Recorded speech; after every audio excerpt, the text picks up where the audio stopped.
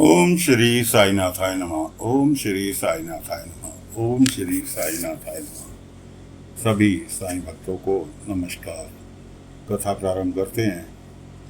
पिछले भाग में आपको जैसा कि सुनाया था कि शिरडी के नज़दीक जंगल में एक तांत्रिक ने डेरा जमा रखा है,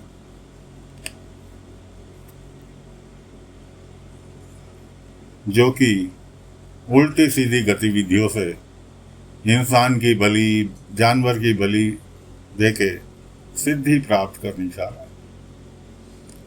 बकरी चोरी की खबर बाबा के पास तक पहुंची गई थी।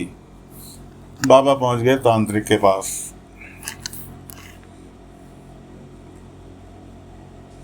समझाया, नहीं समझ में आया और उल्टा बाबा को के ऊपर प्रहार करने चला त्रिशूल से। लेकिन जिस त्रिशूल से प्रहार करने चला वो इससे त्रिशूल ही नहीं उठा। कहने लगा अपनी झैप मिटाने के लिए, फकीर तुझे देख लूंगा बाद में, आज तो तू बच गया।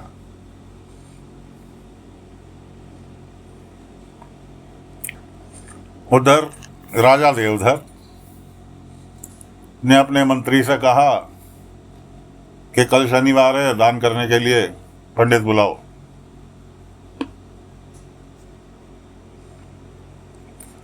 पंडित बुला लिया गया जी, थाल भर भर के सोना, दरबार सजा।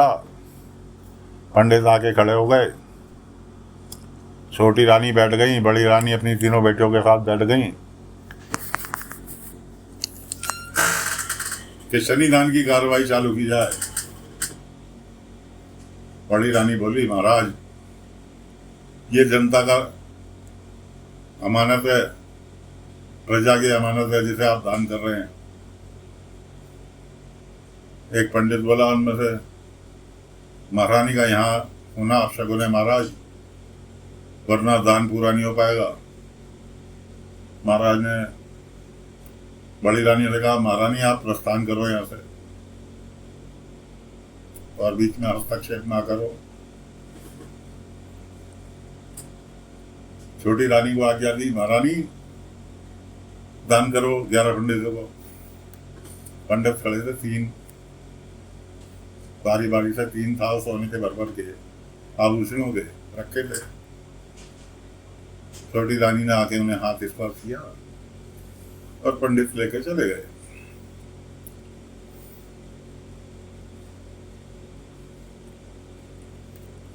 उसके बाद राजा साहब ने आदेश दिया, दरबार की कार्रवाई प्रारंभ की जाए। दरबार में पब्लिक की, प्रजा की लाइन लग गई। कोई कहने लगा कि महाराज फसल अच्छी नहीं हुई, लगान नहीं दे पाऊंगा। ठीक है, लगान माफ करवा दो मंत्री जी, इसका लगान माफ कर दो। जो तो राजा दयालु था, लेकिन राजा सारे मूर्ख होते थे। अक्लमंद राजा अभी तक हमने कोई सा नहीं देखा।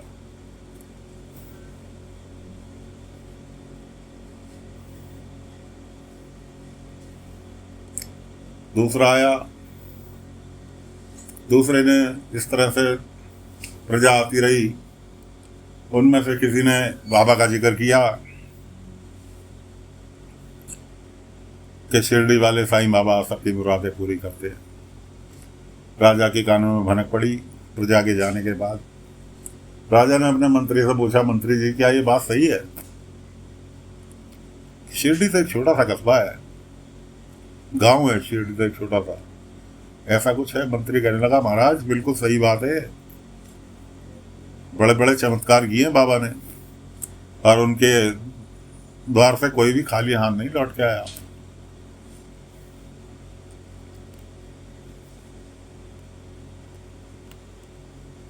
महाराजा ने आज्ञा दी मंत्री को, मंत्री जी हमारे शिरडी जाने की व्यवस्था की जाए, हम शिरडी जाएंगे साईं बाबा से मिलने। छोटी रानी को साथ लेकर जाएंगे। छोटी रानी की हवा खराब हुई, महाराज मैं नहीं जा रही।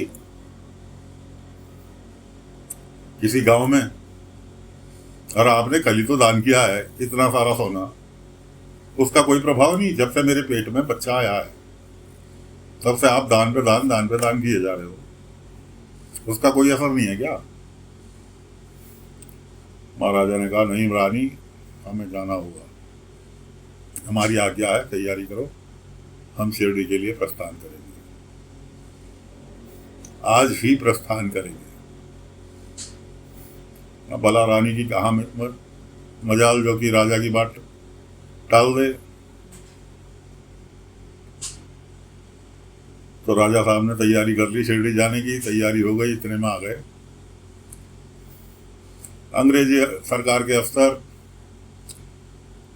कहने लगे, महाराजा क्यों मेहनत कर रहे हो, जब हमें पता है 3 बेटी पैदा करने के बाद भी अभी तुम्हें सुकून नहीं मिला, चौथी भी बेटी आएगी, ये तुम्हारा राजकाज तो सब सरकारी खजाने में जाएगा।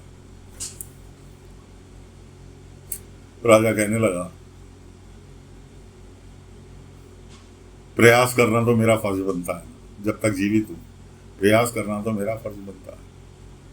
ब्रिटिश सरकार के अधिकारी कहने लगे, हाँ जी सही बात है, प्रयास करना, प्रयास करो, लेकिन हमें उम्मीद नहीं है कि तुम्हारे प्रयास सफल होंगे, और इसके लिए हम तुम्हारे साथ अपने कुछ सिपाही भेजेंगे, क्योंकि अगर रास्ते में डिलीवरी हुई तो हमारी आंखों के सामने होनी चाहिए कि पता लगा आपने किसी अनाथ बच्चे को उठा के ला के हमारे सामने रख दिया कि यह है मेरा बेटा, तो डिलीवरी का प्रमाण चाहिए, और इसके लिए हमारे आदमी पर बराबर तुम्हारे साथ रहेंगे।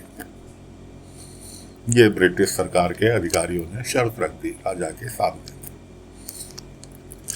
अब उधर चलते हैं। तांत्रिक ने 3-4 आदमी बेहोश कर करके अपनी चंगल में बांध के रख रखे थे अपने झोपड़े में। तांत्रिक की पूजा पाठ चल रही थी।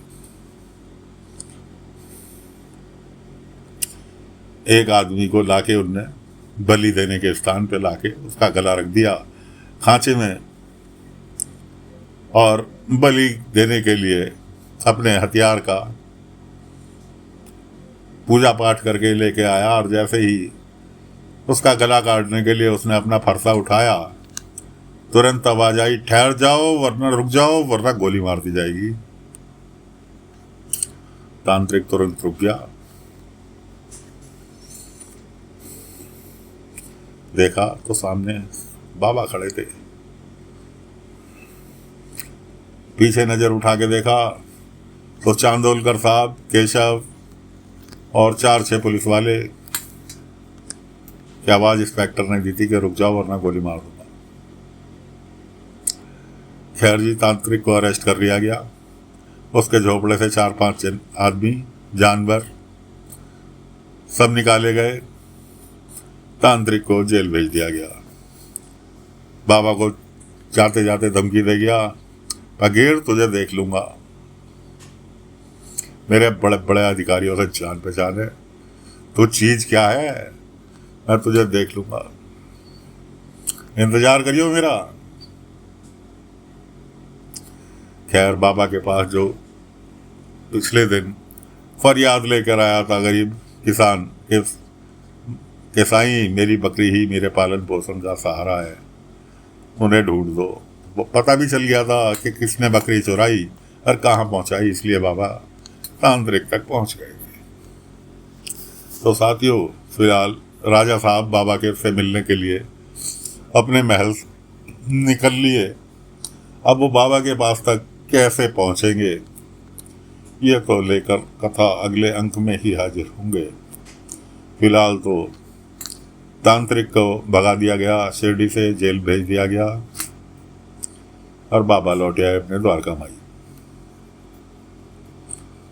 द्वारका माई में बाबा ध्यान मगन में बैठे हैं, और हम कथा को यहीं विराम दे रहे हैं। अगले अंक में आगे की कथा लेकर फिर हाजिर होंगे। तब तक के लिए आज्ञा दीजिए। ओम साई राम, ओम साई राम, ओम साई राम।